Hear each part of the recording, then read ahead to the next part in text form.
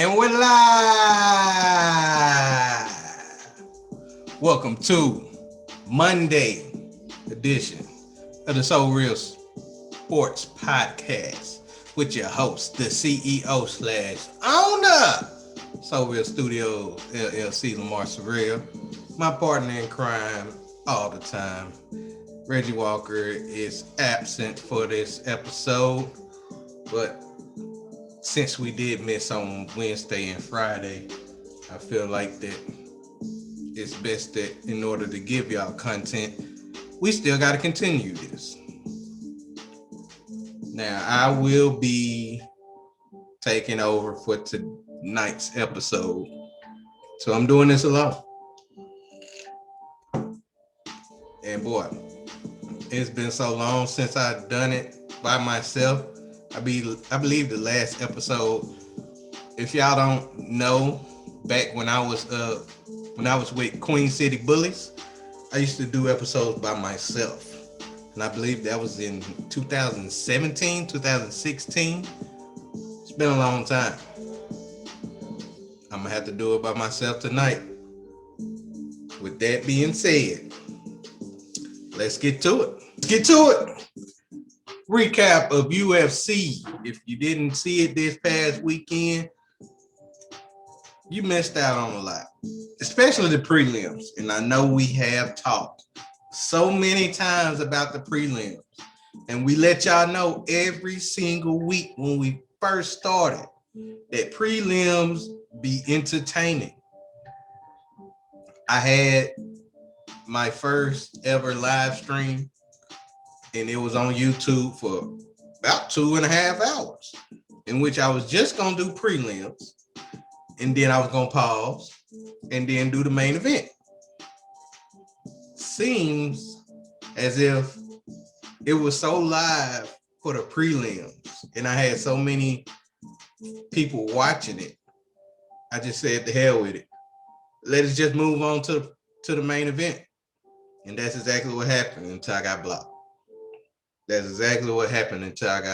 Once I got blocked, I was unable to show it. But we at least was able to get, almost all the prelims, except 2 matches. I believe the first 2 matches we was unable to get. The main event, it started, and I believe that we got to almost the last 2 matches before we got blocked for copyright infringement, in which I expected. I expected us to be blocked.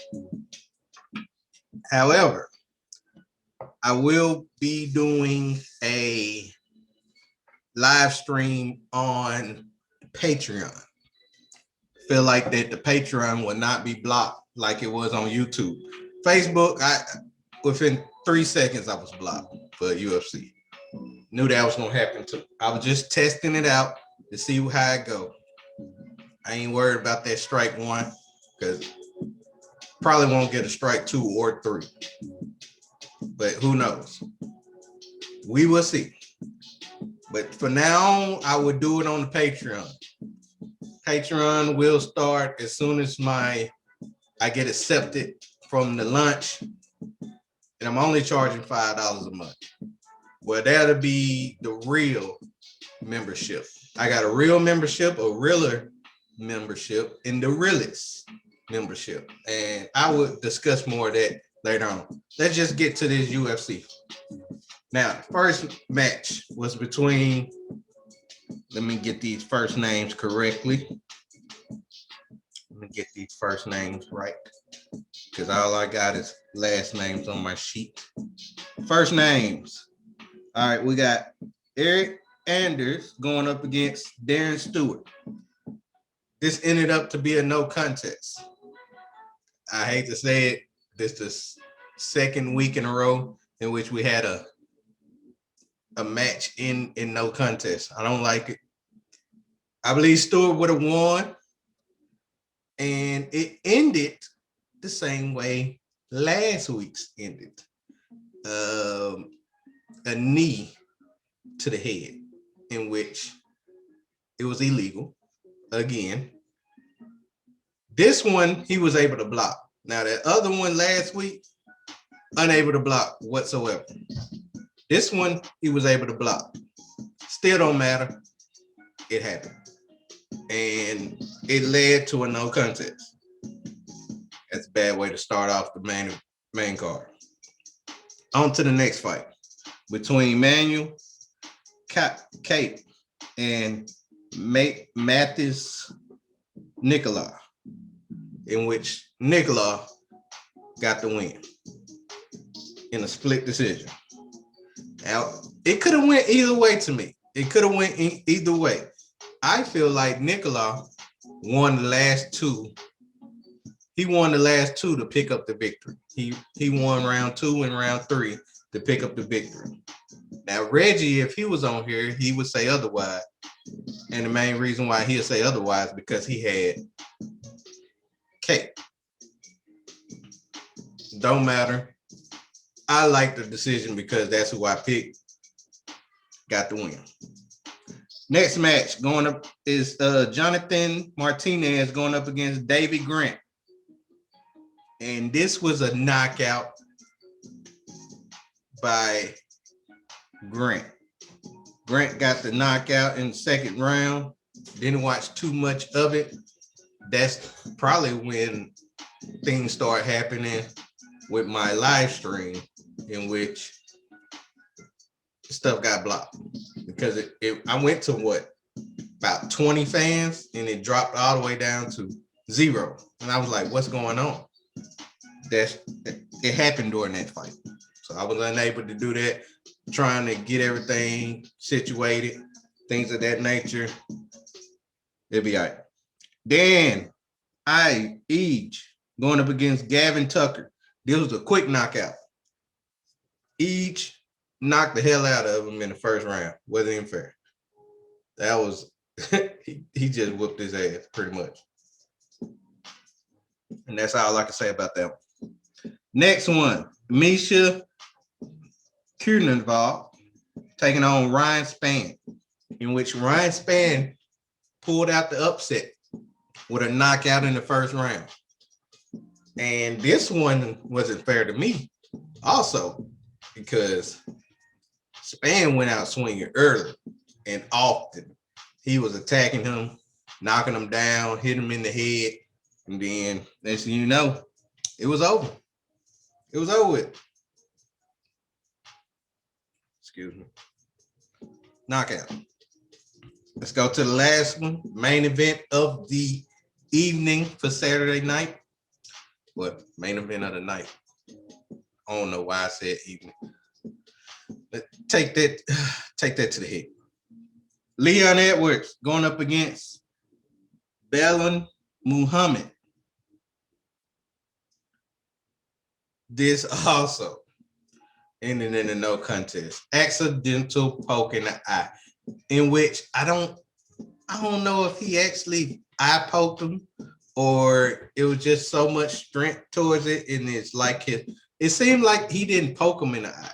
It seemed more as if the gloves that he was wearing, it scraped his eye to the point that he couldn't see, and it was bothering him so much they had to call the fight off. So 2 weeks in a row was terrible. 2 weeks in a row was terrible with the main event because they both ended in a no contest. And that's pretty much it for UFC. We can move on to the next topic. And the next topic that I have, March Madness coming up.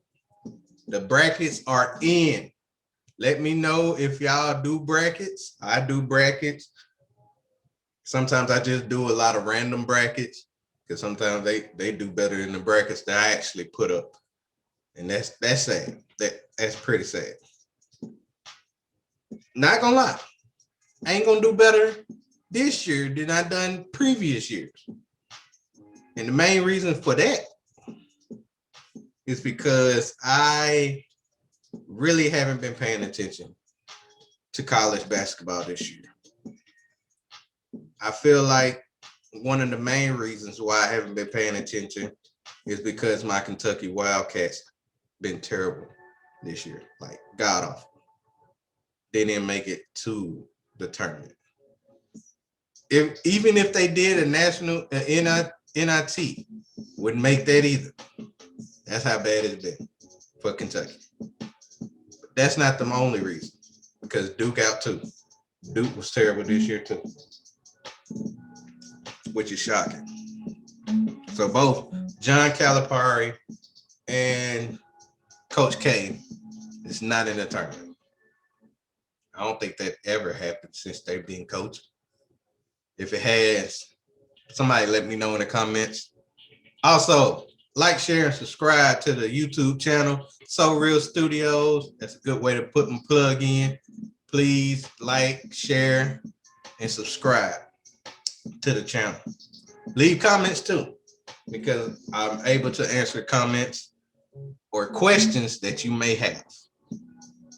So let's get back to it.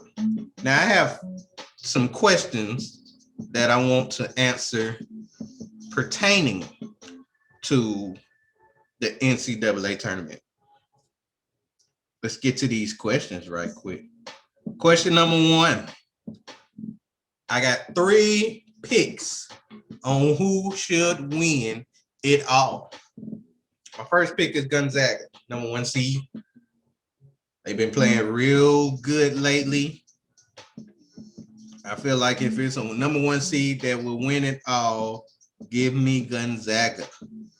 It's been a minute since they won it all, if I'm not mistaken. Or have they ever won it all? We shall see. My second pick is Ohio State. Yes, I know they lost to Illinois in the Big Ten championship game. Sometimes that doesn't matter. Ohio State, I like how they've been playing. And Big Ten been looking good. Matter of fact, they got 9 teams. If I'm not mistaken, 9 teams made the tournament this year from the Big Ten. Very impressive. And Ohio State has been one of the top 3 teams in the Big Ten, besides Michigan and Illinois. I feel like Ohio State could do it. Also because I like rooting for them since they are my college football team. Now, if you college fans are wondering why the hell you have one school in football and have another school in basketball when both play both sports. I didn't know the rules. I didn't know there was any rules when it came to college. Now, I have spoken to some people and they let me know that I need to just make it one team. Make it one team, Lamar. Just pick one college and sell it and root for every sport that they play. With that being said, I have thought about this, and me thinking about this, it made me realize that if I do that, wouldn't I become a bandwagon fan? Because I'm actually leaving a team to come join another team. Now, if I'm not being a bandwagon fan, I'm easily picking Ohio State because I have so much passion for college football more than I have passion for college basketball. And one of the reasons why I even joined and became a Kentucky Wildcat fan was for John Calipari. I love what he did in Memphis. And when he went to Kentucky, I felt like that's what he could do in Kentucky. He could recruit, a very good recruiter. And he know how to work with one and dones, in which getting the money and also getting a career started in the professional level. Now, that's the main reason why I even became a Kentucky Wildcat fan. I haven't even been watching college sports until, 2012, 2013. So if I did make that decision, it would be Ohio State all day. So that could be another reason why I picked Ohio State. Last but not least, I'm picking Houston as my third team. Now, this team would be an underdog, and it'll be like almost a Cinderella story, but not really. So with that being said, those are my 3 teams. Let's move on to the next question that I have. Which number 1 seed out of the 4 number 1 seeds will lose first? So let's take a look at these number 1 seeds. I know you got Michigan. Michigan is 1. You have Baylor. You have Gonzaga. And you have Illinois. Out of those 4 teams that are number 1, I feel like Gonzaga is too good. I also picked them to win. So that's one of my 3 picks. So I can't pick Gonzaga. Baylor has been playing real good. So I do not want to pick Baylor, which brings it down to Michigan or Illinois. And the crazy thing about it, both of them from the Big Ten. I hate Michigan in college football, but I pretty much hate Michigan in all sports. So my decision is Illinois. I just got to pick Illinois. I have to pick Illinois. Main reason why I feel like Illinois has the have the toughest. Why would I say weakest? They have the toughest bracket, toughest division, the Midwest, because they have Houston, which I picked to win it all one time. They have Syracuse, who is a pretty good underdog. They also have Georgia Tech. I like Georgia Tech. And they also have, they don't have Ohio State. I thought they had Ohio State. Baylor has Ohio State. I'm still picking them because West Virginia is still in there. And then you also got Tennessee. I feel like Midwest is the toughest when it comes to the 1 seed. And once Illinois wins that one, they have to play either Chicago, Loyola, Chicago, or Georgia Tech, winner of that game. And I like how Georgia Tech been playing. So give me Illinois as the team that will most likely be the first number 1 seed out. Moving on. Next question. Which team will become a Cinderella story? Now, when it comes to this, Cinderella stories don't automatically have to be like a double seed in which they have to be 10 through 16. No. Cinderella story is basically a team that's not a top 2 or top 3 in which they find a way to win it all. And the team that I'm picking is Georgetown. I love Georgetown. I love how they play. I love the coach there, even though the coach is pretty much disrespected when it comes to Madison Square Garden, because he pretty much can't even get in the stadium that he actually helped make good. Can't say great because they only won 1 championship. And that championship, Phil Jackson was a player, not a coach. But that's neither here nor there. I'm picking Georgetown. Because Georgetown is in the conference with Michigan. Even though it'll be a while before they play Michigan. I think they'll end up meeting them in the Elite 8 or a Sweet 16. I gotta look and make sure. But I'm picking Georgetown. Georgetown is my Cinderella story. The highest seed, this is the last question. The highest seed to lose in the first round will be Texas. Texas would be the team to lose in the first round. The highest seed to lose in the first round. I got Texas. And they playing Albee Christian University. Now that's a huge upset because Texas is a 3 seed, while ACU is a 14th seed.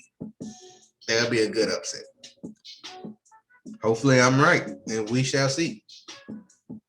Y'all let me know who y'all think would be an upset. Matter of fact, if you want to answer the questions yourself, put them in the comments. All right. We're done with that. We're done with college basketball. Let's move on to the NFL. NFL, I'm doing this pretty late. So I really wanted to wait till Wednesday, but I want to announce the free agency has begun, in which it's so many teams that have been making some free agency moves. And one team in particular is the New England Patriots. Oh my goodness. Have you seen how many teams how many players the New England Patriots have picked up within this day? It's ridiculous. Bill Belichick is pretty much the Michael Jordan meme. The last dance Michael Jordan meme. When he seen that Tom Brady won a championship, he took it personal. He let everybody know this very season coming up, we're going to at least make the playoffs. And after that, you should see what we're going to do from there. And with the moves that happen, we definitely will find out. But it's a bigger story in which happened last night. Yes, I believe it was last night. And it was Drew Brees announcing his retirement from the NFL. And I just wanted to briefly go over Drew Brees' career.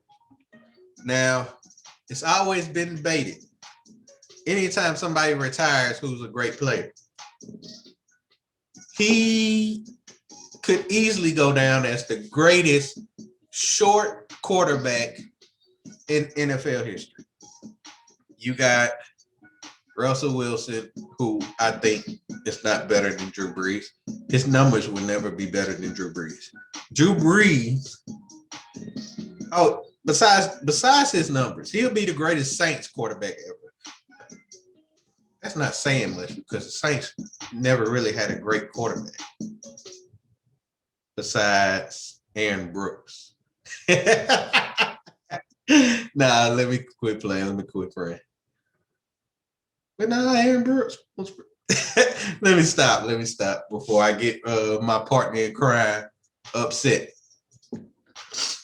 But let's go back to Drew Brees. Greatest Saints quarterback to ever happen. Matter of fact, it'd be one of the worst decisions the Miami Dolphins have ever made, in which their whole doctors said that he would be unable to play.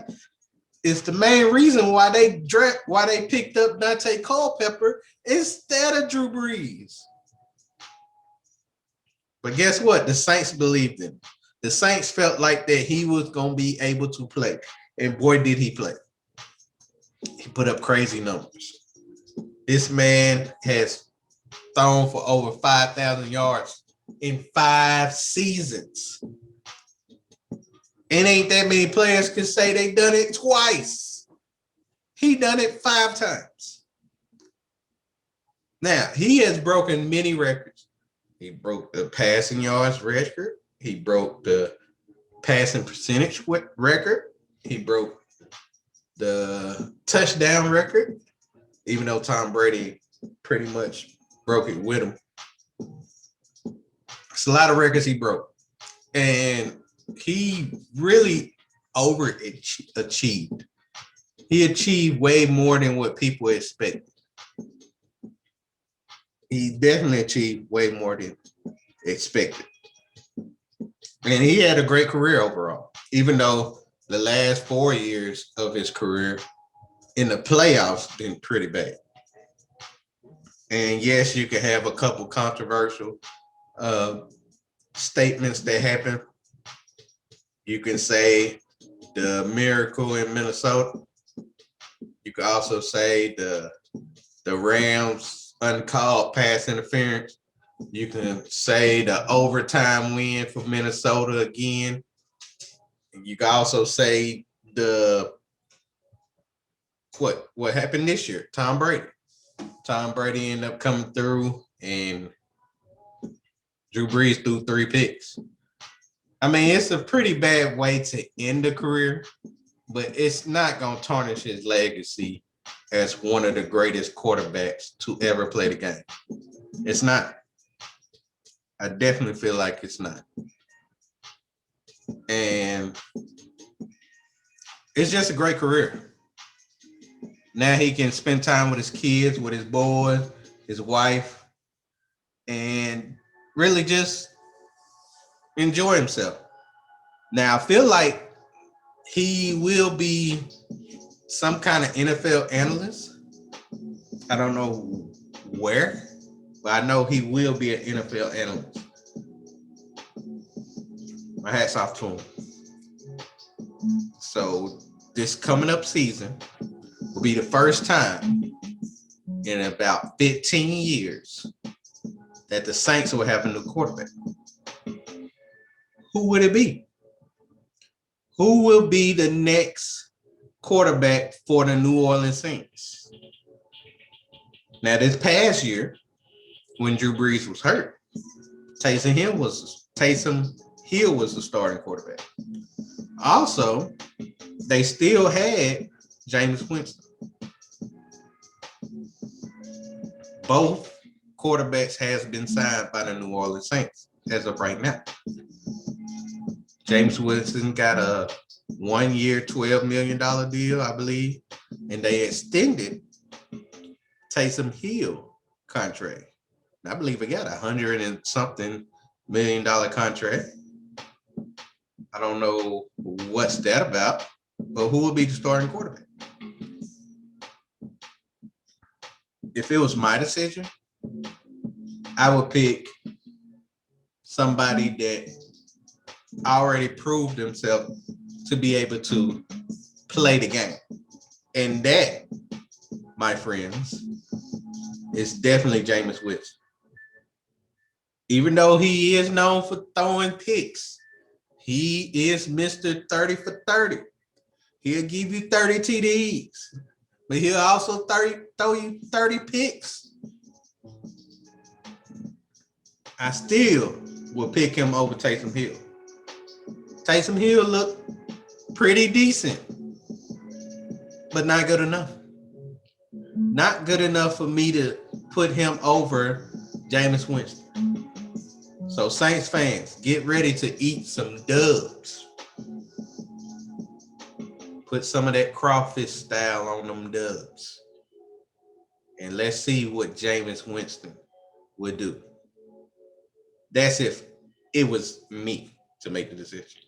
Now, since I think it's Sean Payton's decision, it's definitely going to be Taysom Hill.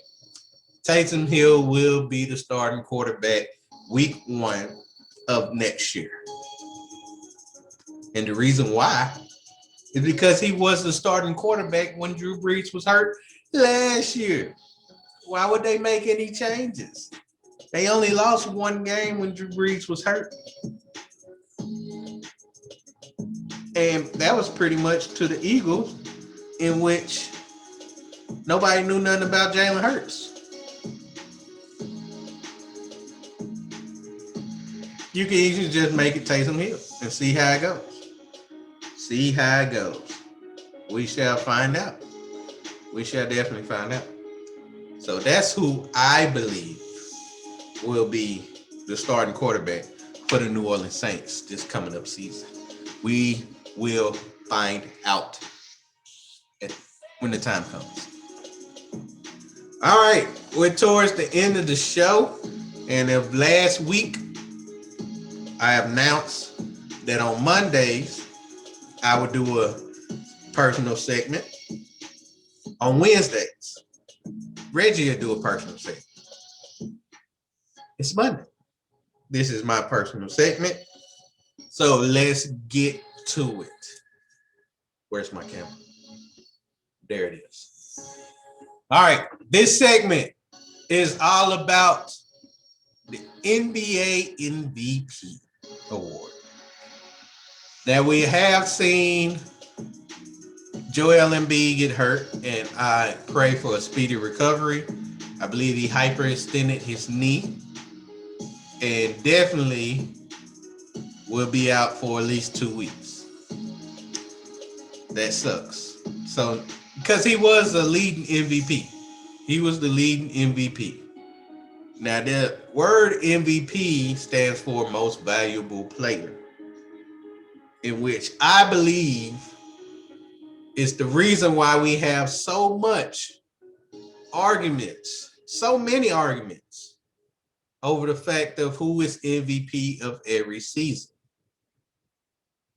And in order to fix those arguments, all we got to do is make one simple suggestion. We got to make one simple change. And the change is, don't call it MVP award. Call it the player of the year. Now, the difference between the MVP and the player of the year, MVP is most valuable. You don't have to have the best numbers in order to be an MVP. It's what value you have to your team. And if that's the case, MVP will go to LeBron James almost every year because he is the most valuable player. Because if he doesn't play or he don't play to the level that he's supposed to play, the team does not succeed. And that's the only player I feel that with the teams that he's on, value is most used.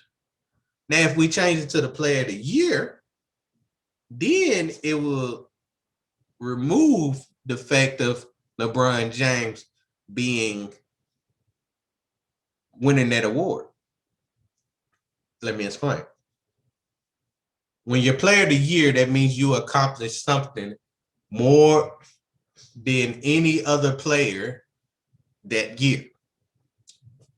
Russell Westbrook, he averaged in a triple-double. No other player was averaging triple-doubles until Russell Westbrook. Last person done it was Oscar Robertson.